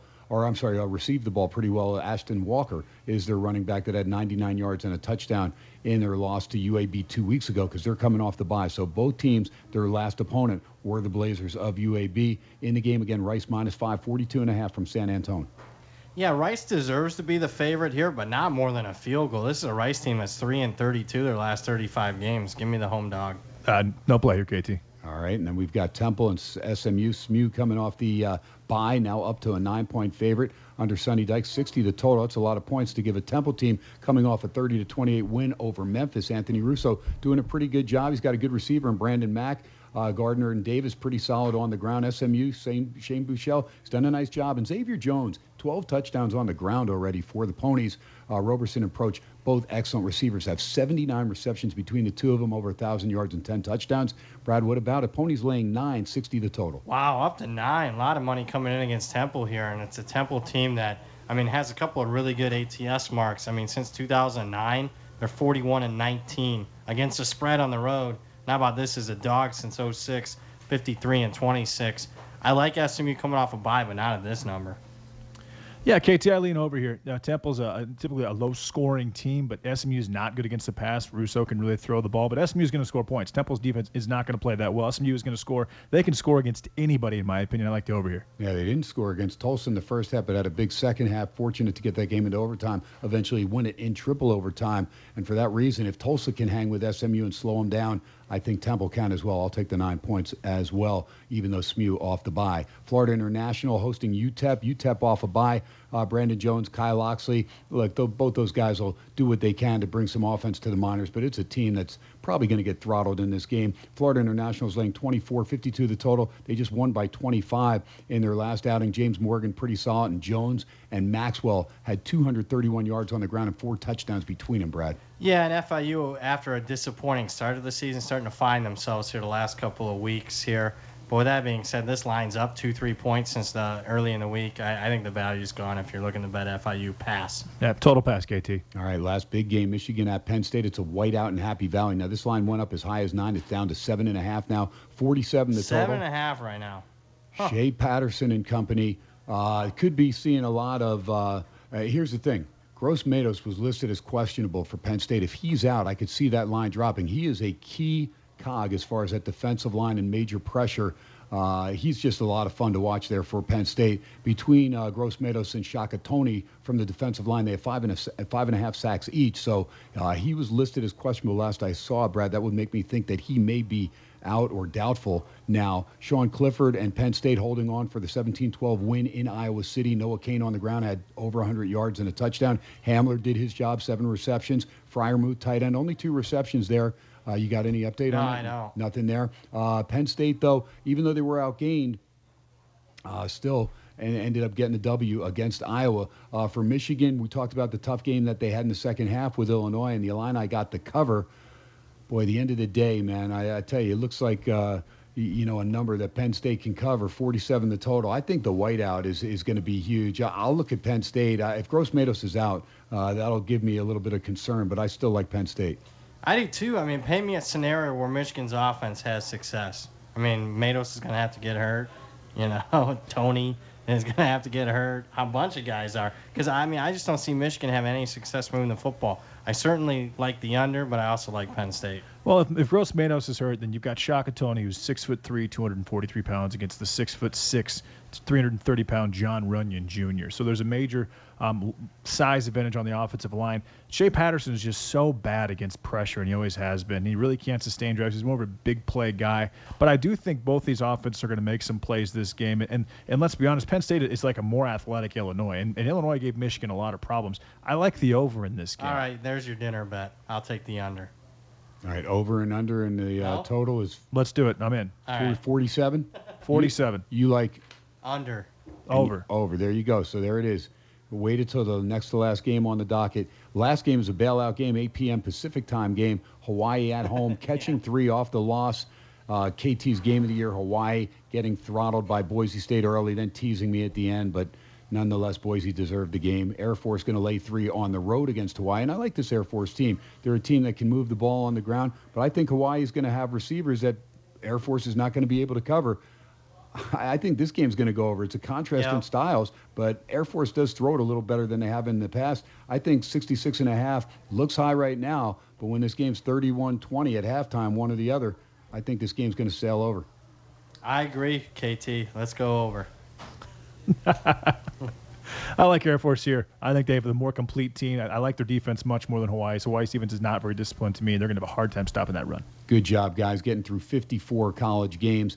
Fresno State, a second and goal right now against UNLV from the 4-yard line. Rebels trying to hang in there, and we're going to get to the NFL in just a sec, as right now the Rebs just missed getting George Reyna, and then they knocked the ball down. Great play defensively. That was actually a 3rd and goal, so it's 4th and goal now for Fresno State, and I'm sure they'll bring the field goal team on to try a chip shot field goal and go up by 2 full scores. By the way, if you're working a dead-end job or just not happy where you're working, or maybe you're unemployed, maybe you're former military, well, go to crescent.edu. That's right, Crescent School of Gaming and Bartending.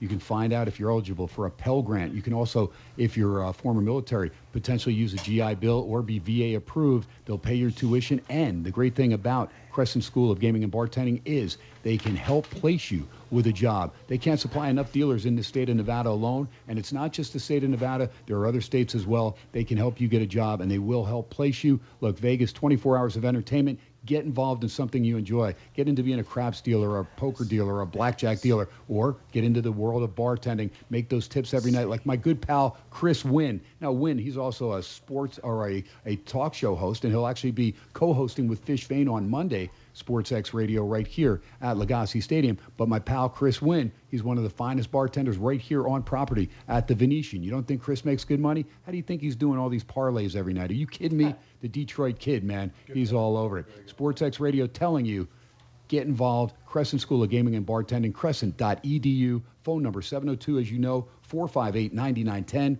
458-9910. Tell Ricky Richard KT sent you from Sports X Radio, and that'll transition us from the college football into the NFL. Brad Powers with me. Follow him on Twitter at BradPower7. And, of course, J.D. Sharp. I am J.D. Sharp. Follow him on Twitter as well at SportsX Radio. Follow the show. Archives up by about midnight Pacific time, Monday through Friday. We have it up there. Go to sportsxradio.com, click on archives, and it'll come right up there on SoundCloud. No commercials. You are good to go. NFL, here's what we have. We have some teams on the bye: Carolina, Cleveland, Pittsburgh, and Tampa Bay. But we've got games on the docket on Sunday night, and of course Monday. We'll start it off with the Arizona Cardinals, 2-3-1. Kyler Murray really coming of age, playing pretty good ball. They get Patrick Peterson back on the defensive side of the ball. G-men, they get Saquon Barkley and Evan Ingram back to help that offense. Giants, -3, 50.5. Probably look at the G-men here. I know I'm a Jersey boy initially, and I do like the way Kyler Murray's playing, but I think the Giants off the bye, that may help them, Brad. Yeah, well, extra time. They played last Thursday, KT, so an extra couple days to prep here. And then, I lean over, but I really like the Giants. How is this number only 3 if Saquon Barkley's going to come back? Isn't he worth more than a half point, a point or so? I don't get it, KT. Give me the G-man. Well, what about Patrick Peterson playing for the Cardinals? Who's worth more, Barkley or Peterson? I'm just saying. Well, Patrick Peterson, though, 8-game suspension. He's 6 games. No, 8. Oh, it's 8? Yeah, oh, so he's not okay. 6. Yeah. No, you're right. No, That's he's right. right, 2-3-1. That's right. It is 6. So he's Right. back. He's back this back. game. I lean under today. Or I lean under with this game. You're going to go under. I lean under. Yeah. Patrick Peterson's going to make a play for you. I think so. I mean, Sterling Shepard, Evan Ingram, Saquon Barkley, Daniel Jones. I like Peterson to lock down the Giants' #1 corner. So yeah, I lean under. You want another dinner bet? No, we're good. All right. There you go. Brad's got his pen out. Yeah. It's great. I want to track these now. This game's going to be dynamite. Colts coming off a bye. They're -1 at home, 47 the total against the Texans, who I think play better on the road. But they do have trouble, Deshaun Watson does, when players get in his face. And the Colts are a team that really got in Patrick Mahomes' face. So it's going to be interesting to see how this game goes. This is a big-time revenge game for the Texans. They were knocked out of the playoffs by the Colts at home last year. Colts -1 in Indy, 47 the total. Brad, this is a tough one. Not for me. I like the Colts coming off a bye. I think Frank Reich's one of the better coaches in the NFL. You give him extra time to prep, I think they'll be fine. They're certainly going to be healthier. They get Darius Leonard back on defense. So I'm on the Colts here. I think the Texans are fat and happy after last week. They are fat and happy, but they do have a lot of talent offensively. I lean Texans here, KT. Left tackle's out. That's not going to be good protecting Deshaun Watson. I agree. Tunsil's a big deal. Right tackle, I meant. Right tackle? I believe right Fresno tackle. State may have just scored on a fake field goal, getting a touchdown. And now it is 34, make it 35. Yep, 35-20.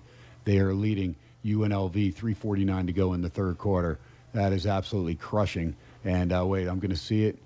And nope. In fact, UNLV got the ball. They had actually stopped them on a 4th down.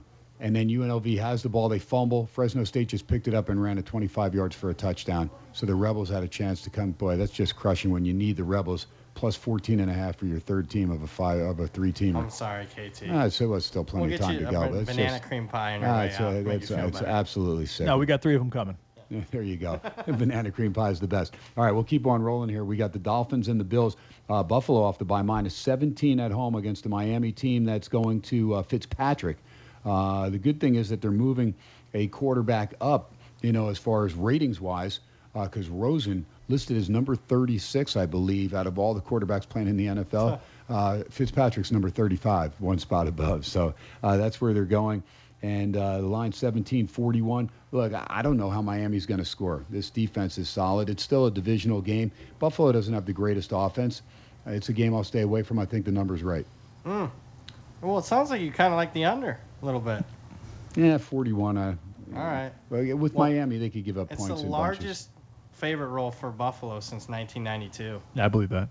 I'm going Miami. Really? Yeah. I like the under here, KT. All right, he thought about another dinner, didn't he? I saw him, his eyebrow went up like Spock's from back in the day, man. All right, Vikings and Lions. This should be a dynamite game. Now, the line keeps going up. Minnesota, the road favorite. There's no doubt they've played really well since airing their laundry. The receivers, Thielen and Diggs, letting Cousins know how disappointed they were. Well, Cousins took the blame himself and has come back and actually had two really solid games. Now, against the Giants, Thielen was the main guy last week. Against the Eagles, it was Diggs. Had 3 touchdowns, 167 via the airwaves. Vikings 2.5-point favorites on the road. Detroit, not a big move as far as travel-wise. They went to Green Bay. They got jobbed on a couple of bad calls, and that's probably sticking in their craw. They know that was a game that they probably should have beat Green Bay. They let it wire to wire, never trailed to the last play of the game. Now you're looking at being a 2.5-point home underdog, actually, 43.5. This is a game that I would tease Detroit up over a touchdown. I think they hang in this game. I don't know. I like the way Cousins is playing, but this would be 1/2 a teaser. Give me Detroit plus 8.5 on a tease. Yeah, I mean, I'm looking to lean Minnesota, but I think the value's kind of gone here. It's a pass for me. Yeah, I like the Lions here, KT. They got absolutely jobbed against the Packers. They should have won that game by about 10 points minimum. They have a ton of talent across the board. I love Darius Slay against Thielen and/or Diggs, Rashawn Melvin. I mean, they have a lot of really good players on that defense, and no one really ever talks about it. And I think Stafford gets over the hump and wins this game. 10 points minimum. They were plus 3 in turnovers and still lost. That only happens 10% of the time. Well, JD, talk to me about this Detroit team that came out with the flea flicker, looked real loose, and just kind of went at it like, hey, we're in Green Bay, we're not supposed to win, although they had beaten the Packers 4 straight games, including 2 in Lambeau. But Stafford looked so relaxed. All of a sudden, they get the lead, and this guy, it's almost like he does not know how to play with the lead. He starts panicking. He gets so conservative. You can kind of feel the noose tightening, and that's why he's only beaten in his career 9 teams that have records over 500, Brad, at the time they play him. Finishing the season. Oh, okay. Yeah. And where's Cousins at in that conversation? Not much better. Good job. Pretty similar. JD. Good comeback. Thanks. All right, JD. But no, you look at that game. You saw Trey Flowers get called for 2 penalties that, as a Patriot, because he's six. Let's be honest. He's 6'2", 270 pounds. The average left tackle is 6'6". He's got long arms. He's quick. He plays like the Wyatt Freeney. He obviously uses that move all the time and has. And that's one of the reasons why he was a top free agent in the offseason. But he gets called as a Lion and not as a Patriot. Why is that? There's a play where the Lions get called for having 12 men on the field. The Packers, the next possession, have 13 men on the field and don't get called for. There's just a lot of things that took place in that game. I felt they had the game stolen from them by the referees. Well, in Green Bay, it's illegal to have 12 men on the field, but however, Baker's dozen's fine if you're the Packers. Okay. It's good stuff. All right. I've been to Lambeau, one of my favorite venues. I've talked about that, but I like to see things called fair and square. Exactly. And Jamal Williams, look, get your ass in the end zone, man. Are you kidding me? I mean, the field was slick. Green Bay players were slipping all over. If Mason Crosby slips or that snap is bad and you miss that field goal, I know you're thinking, hey, we can use all the time and run it out. Yeah, you can, but you can also cover Grinchy's little spread there, not even worry about it. Don't even sweat it. Just get in there, take care of business. That's the tough part when you lose something like that. And Chuck Edel texted me right away that they made it so obvious that Williams knew something had to be up and sat down. Had he scored, they would have had a chance to come back and win the game. So, I mean, it's fine that he did what he did because they gave the Lions no opportunity to come back and win the game. Well, I agree with you. And I had the Lions plus 3.5 as my play of the year. And what happens? Let me just ask you something. What happens if that snap is bad or the kick's blocked? You tell me.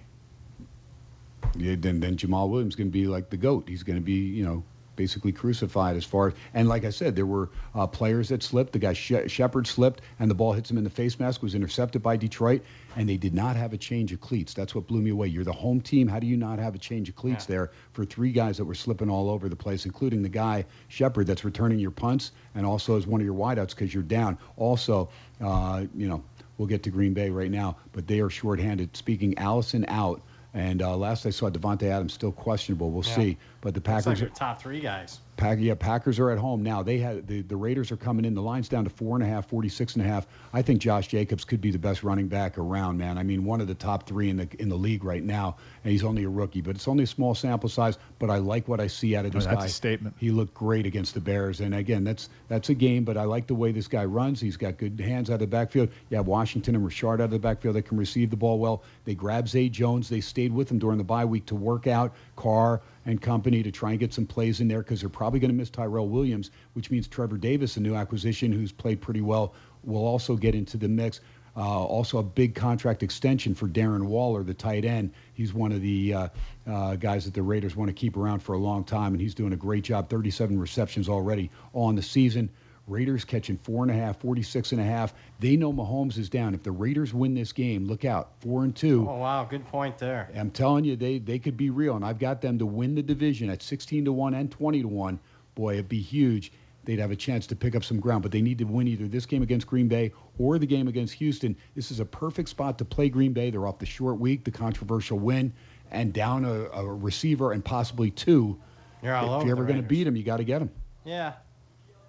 It's just a tough line. I think all that's priced into it. That's why the line's so short. I'm passing. Yeah, I lean Raiders here, KT. There you go. I think that you look at Rodgers. Yeah, he's Aaron Rodgers, but he's only 62. He's only completing 60% of his passes. Derek Carr is completing almost 75% of his passes. Tyrell Williams is a big loss, but Darren Waller got that big extension. That's a good point. They're actually pretty decent against the run this year. I think they match up well with Green Bay's one wide receiver that they have. Yeah, I like the Raiders here. If you're a fantasy guy, I would grab, if he's still available, Allen Lazard. Allen Lazard, who caught a big touchdown play last year. After Shepard dropped that ball, it was Aaron Rodgers that said to Coach LaFleur, hey, let's get this guy in there. And he came up with a couple big plays, but a touchdown. He went to Iowa State and just tortured my Hawkeyes. Yeah, he was good. I mean, that's when they had all those guys, Butler and. Yeah, he's 6'5", every bit of 230. Great stuff. All right, move on down. Jaguars and Bengals, the winless Bengals at home, +4. Jags on the road, 43.5. It's hard for me to lay points on the road with a team that I can't trust their offense. Like, I like Gardner Minshew, but that offense looked atrocious last week. I know it's the Bengals. It's still a road game, and I'm not sold the Jaguars are very good. And I know the loss of Jalen Ramsey is just psychologically letting me know, if I'm Jacksonville, that we caved in to the best player on our defense. And good luck. I got a couple first-rounders out of it, though. Yeah.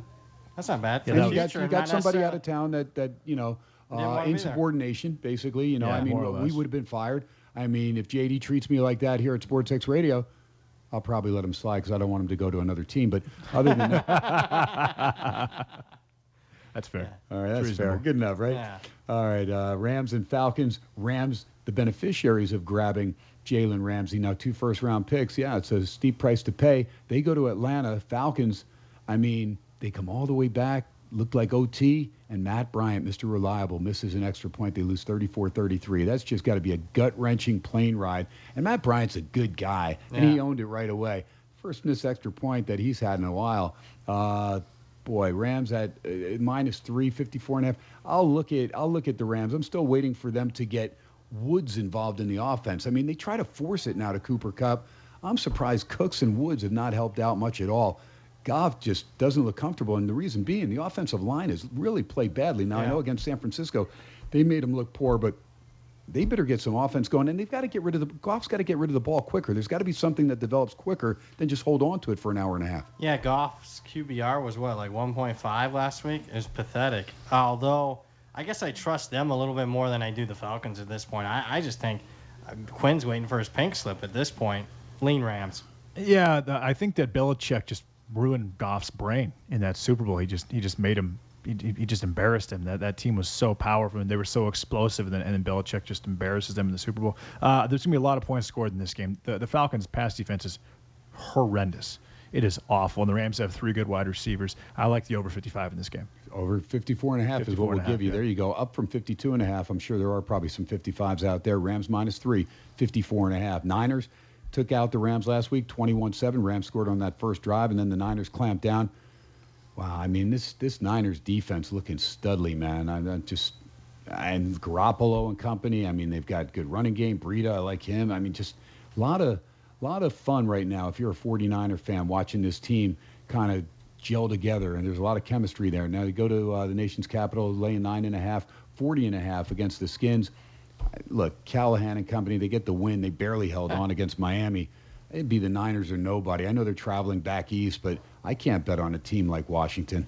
Yeah, it's not a good spot for San Fran, but I'll tell you, I think Shanahan tipped his hand a little bit here in the press conference. They kind of asked him questions about Washington, and he said, more or less that he doesn't like Washington. I think there's an axe So to he grind. got out of there. Yeah, he got out of there just in time, or he got out of there when the writing was on the wall, basically. Exactly. Yeah. And they asked him, "What'd you, other than working for your dad, what'd you like about Washington?" He pretty much said nothing. Oh, I like the players. So I think he's got an axe to grind. Remember, they fired his dad. I think if he has an opportunity to put one on the Redskins, he'll do it. Yeah, so I'm not a big trend guy, but there's an interesting trend here. Home dogs, 10 points or more at home. In a game like that, the under is 4. I'm sorry, the over is 4 and 20.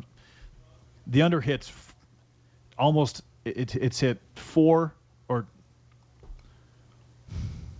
27 out of 31 times. The over's hit. The under. The under is hit. The under has hit 27 out of 31 times. So the over is 4 and 27 in those games. On Straight Out of Vegas, which is I'm not Straight Out of Vegas, the Vegas Take, which is a show that you're a co-host. Correct. Right here on this station. Correct. KDWN 9 to noon with Brian Shapiro. Who's your main sponsor? Our main sponsor? The guy that comes in with the math.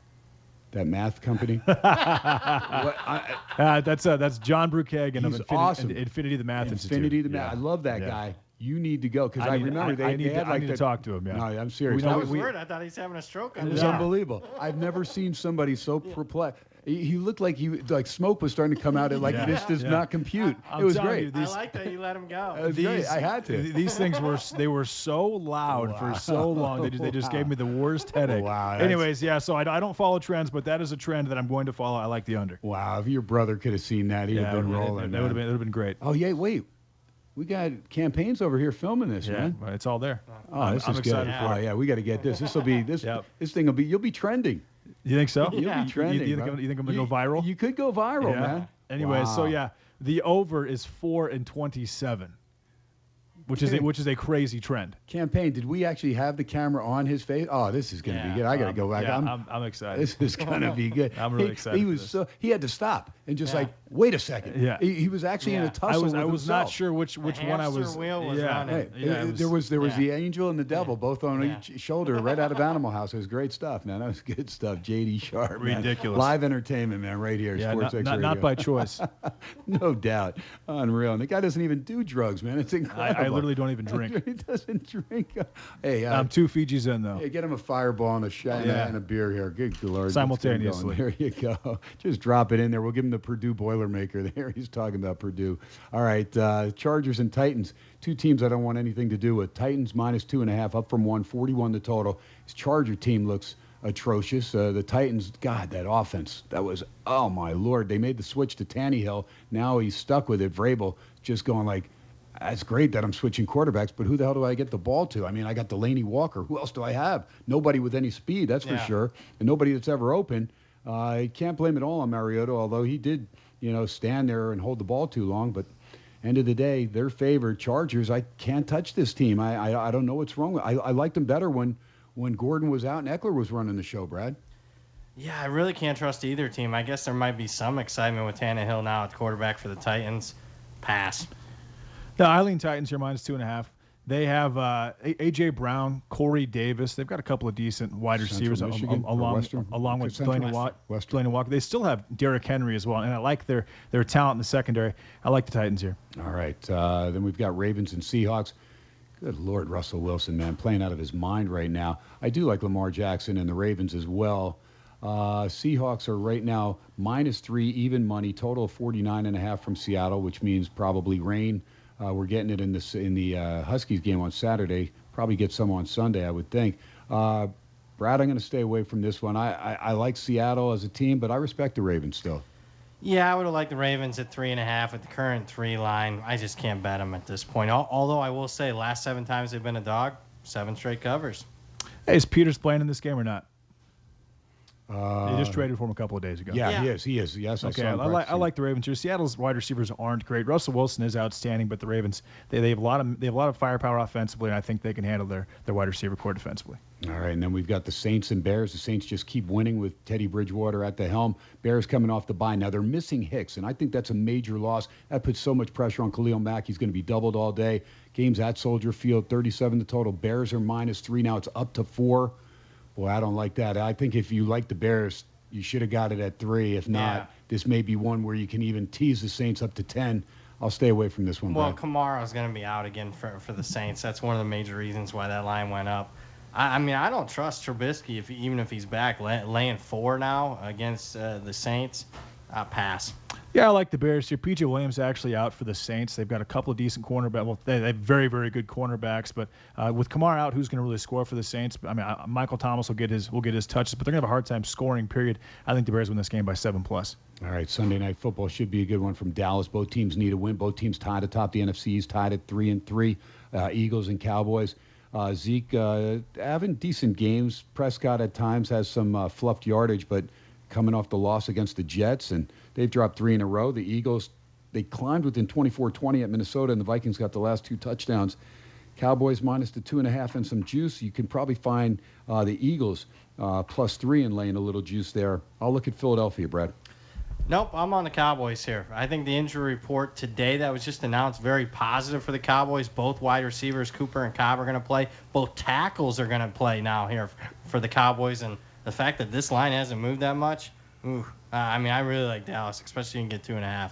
I'll lean over here, KT. All right, Deshaun Jackson, he may go 2, and so may Sproles for the Eagles. Could make for a nice little over there. That's why the total's up from 47.5 to 49. All right, and the last game on the docket will be our Monday night game, the Patriots and the Jets, 9.5. We played this game at 10 when our pal Fezzik said, get on this game. He told me that on Tuesday when he made a special appearance right here, SportsX Radio. So I'm going to be on the Jets plus the 10 with Darnold at the helm. 44 the total. Respect the Patriots and their undefeated record, but there's some fraudulent wins, as there always is, and some of them in the Super Bowl, but they still freaking win. Yeah, I just think the Jets are a completely different team with Sam Darnold at quarterback. You saw that last week, and I think you're still paying a little bit of premium on an unbeaten team. Give me the Jets at home. Yeah, absolutely. This is the first. It'll be the first game the Patriots haven't covered this year, right? Are they 6-0 against the spread? Or are they 5-1? I think there's one they didn't cover, but I might be wrong. A couple they didn't cover. The Jets backdoored them with, I think, some special teams. Oh, that's right. Yeah, 24-14. Yeah, with 34-14. I'm trying to think if somebody else got them. Yeah, I think the Jets can actually win this game. I definitely like them to cover. There you go. Won't shock me if they win. The Bills also covered against them. Oh, that's right. There you go, with a good defensive effort. 35-20, Fresno State up on UNLV. 13:40 to go in the fourth quarter. If you missed it, the Yankees kept their series alive. 4-1, they beat Houston.